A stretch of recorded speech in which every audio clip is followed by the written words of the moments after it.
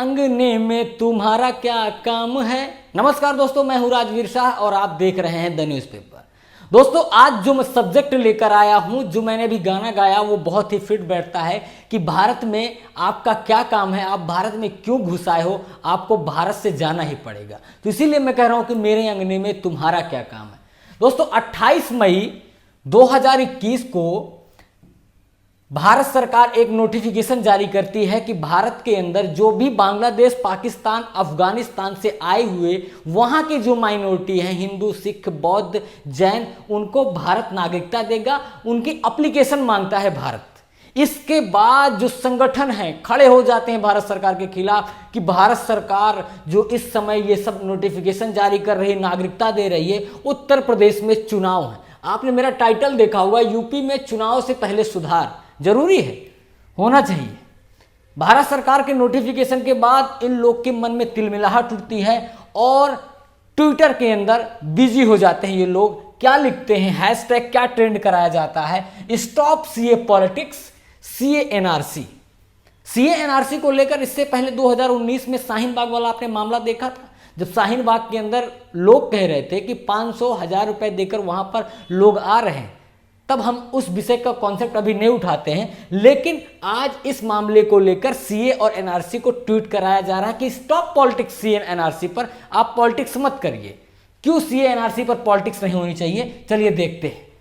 इस समय आप जो ट्वीट देख रहे हैं, आप देख लीजिए, fight against CAA NRC in this fight religion the south of India as a secular. ये देखिए, अभी सेकुलर दिख रहा है, देख लीजिएगा, यहां पर सेकुलर लिखा हुआ है, ये वर्ड आप ध्यान दीजिएगा, ये जरूरी है।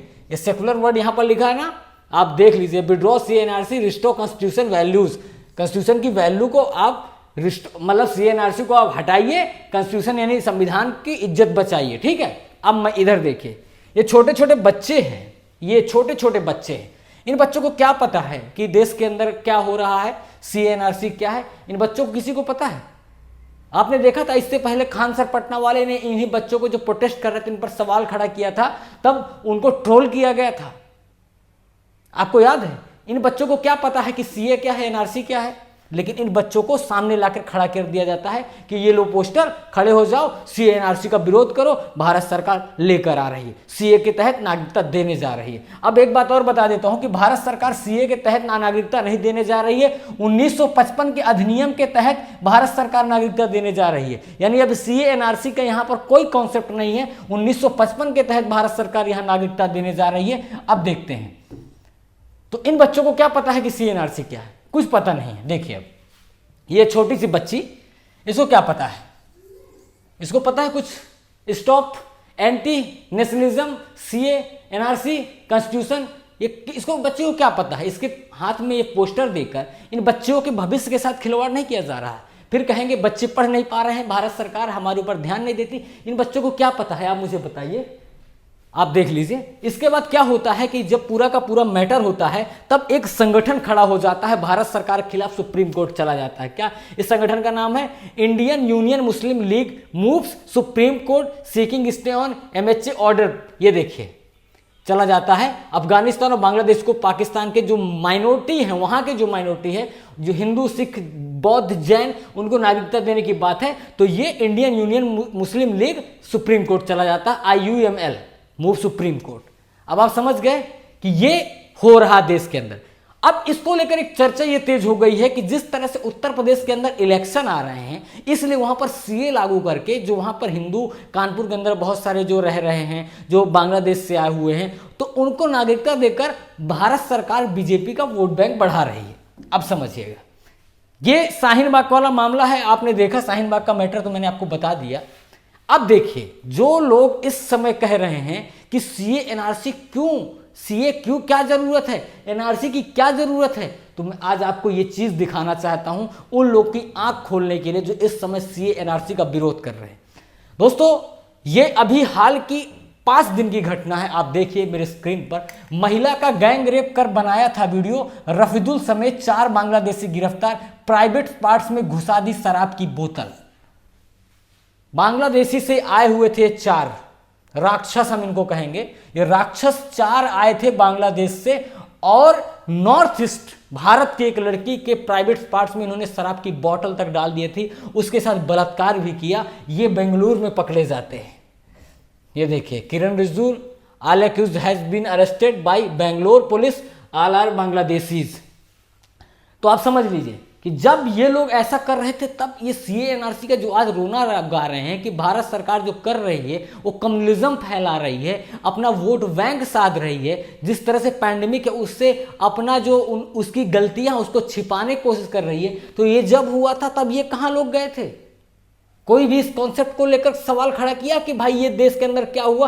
किसी ने कोई सवाल नहीं खड़ा किया, सब शांत बैठे थे। तब इनकी आत्मा नहीं जगी थी कि इन जब उस बच्ची के साथ ऐसा कुकर्म हो रहा था, ये जो राक्षस कर रहे थे, कोई खड़ा नहीं हुआ था। सर, ये देश है हमारा। अपनी जब बात आती है कि हमारे धर्म के लिए ये चीज अच्छी नहीं है, हमारे धर्म को भी बराबर की मान्यता दी जानी चाहिए, भारत में तो पूरी मान्यता दी गई है ना, लेकिन जब दूसरे के धर्म पर ऐसा अतिक्रमण होता है, उनकी बहु बेटियों के साथ ऐसा कुकर्म होता है, तब अगर भारत सरकार सीएनआरसी जैसे बड़े कदम उठाती है तब इन लोग को बड़ा तकलीफ होता है। और तकलीफ क्यों होता है अब ये मुझे पता नहीं। अब आप देखिए मेरा स्क्रीन पर इस समय जो आप देख रहे हैं ये नक्शा है भारत का, आप देख लीजिए इस समय ये नक्शा है भारत का। 1876 से पहले भारत ऐसा था, 1876 यानी 1875 में ये भारत इतना बड़ा था। 1875 में 1876 में अफगानिस्तान सबसे पहले भारत से अलग हो जाता है, अलग हो गया, धर्म के नाम पर ये अलग हुआ, ठीक है। 1947 में धर्म के नाम पर पाकिस्तान अलग हो जाता है, अलग हो जाता है, पाकिस्तान भी अलग हो जाता है, म्यांमार भी अलग हो जाता है 1937 में, तिब्बत 1914 में अलग हो जाता है, 1971 में बांग्लादेश भारत ही आज़ाद करवाता है जब पाकिस्तान दो हिस्सों में बटा था, ईस्ट पाकिस्तान वेस्ट पाकिस्तान, तो भारत ही 1971 में बांग्लादेश को आज़ाद करवाता है। ये 1875 के पहले अगर भारत ऐसा था, आज 2021 चल रहा है, भारत कितना छोटा रह गया है। क्या ज़रूरत नहीं सीएनआरसी की? क्यों ज़रूरत नहीं है भारत के अंदर? अगर भारत सरकार कुछ करना चाहती है, यहाँ के लोगों की सुरक्षा पर अपनी जिम्मेदारी निभाना चाहती है, तो आज जो सीएनआरसी पर पॉलिटिक्स कर रहे हैं, ट्विटर पर जाकर ट्रेंड कर रहे हैं कि भारत सरकार के खिलाफ ट्रेंड कराइए, वो आज कहाँ गए? देखें भारत का नक्शा कि भारत 1875 से पहले कैसा था, आज भारत 2021 चल रहा, भारत कैसा है? जो ये इस समय ट्वीट कर रहे हैं स्टॉप सीए पॉलिटिक्स और सीएनआरसी पर आज जो लेक्चर दे रहे हैं कि भारत सरकार जो सेकुलर हमारा कंट्री है उसके खिलाफ कार्रवाई कर रही है, कम्युनिज्म देश के अंदर फैला रही है। आपको क्या लगता है?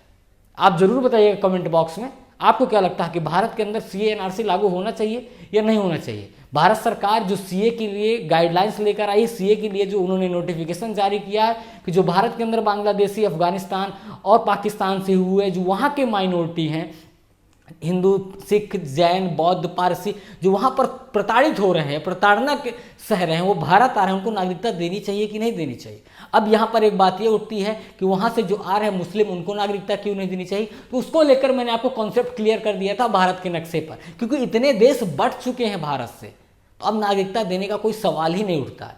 तो दोस्तों चलिए, आपको ये वीडियो कैसा लगा कमेंट बॉक्स में जरूर बताइएगा। मैं हूँ राजवीर शाह, आप देख रहे हैं द न्यूज़पेपर। जय हिंद।